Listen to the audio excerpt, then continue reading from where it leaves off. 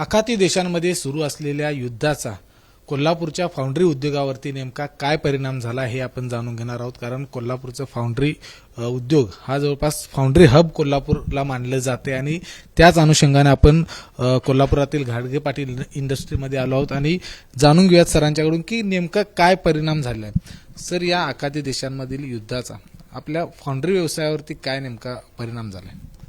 आज आपण 10व्या दिवसात युद्ध चालू झाल्यापासून आपण पदार्पण केलेलं आहे. मधल्या काळामध्ये या 10 दिवसामध्ये बरंच आखाती देशामध्ये बरंच पेट्रोलियम रिलेटेड जे फॅसिलिटीज आहेत त्याच्या उद्ध्वस्त झालेल्या आहेत.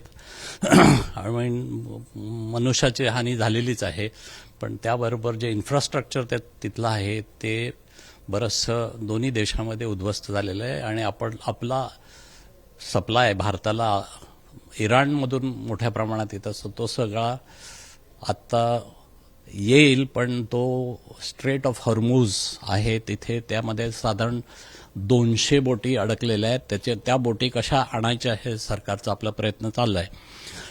पण ह्या युद्धामुळे जे रॉ मटेरियल जे पेट्रोलियम रिलेटेड रॉ मटेरियल आहे त्याचं शॉर्टेज आहे, त्यांनी संबंध दर भडकलेले आहेत.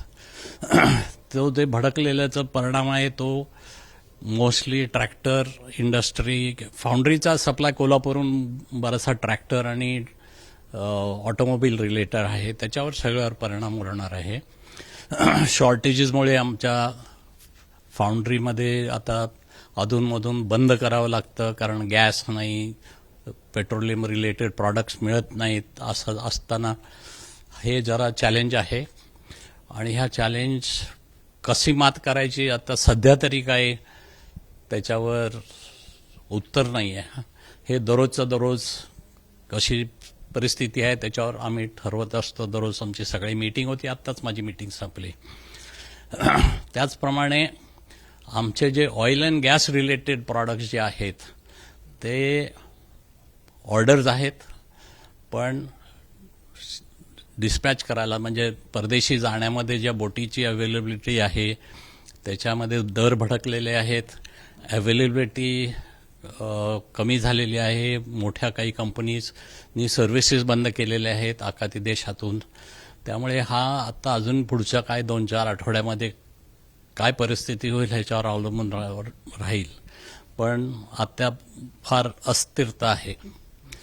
खरं तर ऑइल आणि गॅसचे जे वॉल्व्स आहेत हे बनवण्याच्या काही जगात मोजक्या कंपन्या आहेत, त्यापैकी आपली एक कंपनी आहे. तर त्याच्यावरती काय नेमकं परिणाम होतो? काय आहे, संबंध ज्या पाईपलाईन्स ज्या उद्ध्वस्त झालेल्या आहेत ह्या काय जरी उद्या युद्ध संपलं तरी काय लगेच त्या पाईपलाईन किंवा त्यांचे प्लांट सुरू होत नाहीत. त्याला काही वर्ष लागतील आणि हे सगळे मोठे प्रोजेक्ट्स असतात. त्यामुळे हा जिथे त्यांना रिप्लेस करता येईल तिथे रिप्लेस केलं जाईल. पण एकंदरीत सगळा मोठा प्रश्नचिन्ह आहे. जे युद्ध महायुद्ध दुसरं महायुद्ध होतं ते 5 देशात होतं. आता जवळपास इथे 25 देश झालेले आहेत. अजूनही त्याला कोणी तिसरं महायुद्ध म्हणत नाही आहे, पण परिस्थिती जवळपास तीच आहे. पुन्हा आपले शेजारी पाकिस्तान आणि अफगाणिस्तान इथे सुद्धा जरा अस्थिरता आहे. ती कुणीकडे वळेल, काय होईल हे आता चित्र एवढं काय क्लिअर नाही आहे.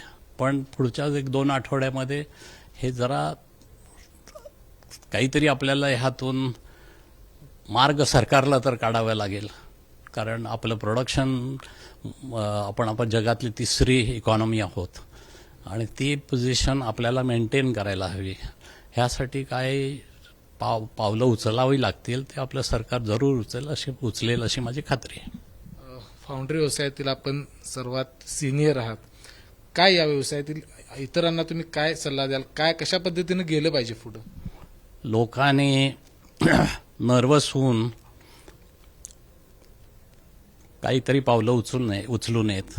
कारण ह्या मार्केटच्या शॉर्टेजचा सगळेच फायदा सप्लायर्स घेतील. त्यांच्यावर सुद्धा परिस्थिती लादलेली आहे. तर सगळ्यांनी एकामेकाचे हे कन्सल्ट करून ह्यातून कशी पावलं उचलावी ह्याच्या वर ठोस निर्णय घ्यायला पाहिजे. ही परिस्थिती आणखी पुढे जर चिघळत गेली, हे युद्ध जर आणखी आता आज 10-11वा दिवस आहे, पुढे जर आणखी वाढत गेलं तर मग अडचणी आणखी बिकट होत जाणार. वाढत जाणार, अडचणी आणखीन वाढत जाणार तिथे. आणि अमेरिका आणि इस्रायलनी जर आणि बॉम्बिंग सुरू केलं आणि इराणनी परत दुसऱ्या देशावर केलं तर ही आणि बिकट परिस्थिती होईल. त्याच्यातून बाहेर पडण्याचा मार्ग काय आपल्या हातात, म्हणजे इंडस्ट्रीच्या हातात काही नाही. हे वरच्या लेवलला अमेरिकन सरकार, इस्रायल सरकार, आखाती देशातले लोक, ह्या लोकांनीच काहीतरी ह्यातून एक मार्ग काढायला हवा. नाहीतर ही गेले पुढचे आणि 5-7 वर्ष ह्या आपल्याला कठीण जातील. सगळे इंडस्ट्रीचे गॅस सगळे बंद केलेले आहेत. शॉर्टेज आहे म्हणजे 2-3 तास बंद ठेवायला लागतं. रेझिन आहेत, ह्या बाकीच्या गोष्टी शॉर्टेज सुरू झाल्यात. तर आपण बघितले की या ठिकाणी आखाती देशामध्ये जे युद्ध सुरू आहे, या युद्धाचा परिणाम आहे तो संपूर्ण जगावरती आपल्याला पाहायला मिळतोय. पेट्रोलियम रिलेटेड ज्या सगळ्या काही घटक आहेत, इंडस्ट्री आहेत, त्याच्यावरती खूप मोठा परिणाम पाहायला मिळतोय. कोल्हापुरातील फाउंड्री हब याच्यावर खूप मोठा परिणाम पाहायला मिळतो, कारण या ठिकाणी सगळे प्रोडक्ट तयार आहेत, मात्र ते निर्यात करण्यामध्ये खूप अडचणी येताना या ठिकाणी पाहायला मिळतात. त्यामुळं याच्यातून मार्ग जर काढायचा असेल तर वरिष्ठ पातळीवरच या ठिकाणी जागतिक पातळीवरती याच्यामधून प्रयत्न झाले पाहिजे आणि लवकरात लवकर हे युद्ध आहे ते थांबवलं पाहिजे, अशा पद्धतीची विनंती किंवा अशा पद्धतीचं मत या ठिकाणी पाटील सरांनी व्यक्त केलं. कॅमेरामन निलेश शेवाळेसह विजय केसरकर, एबीपी माझा, कोल्हापूर. एबीपी माझा, उघडा डोळे बघा नीट.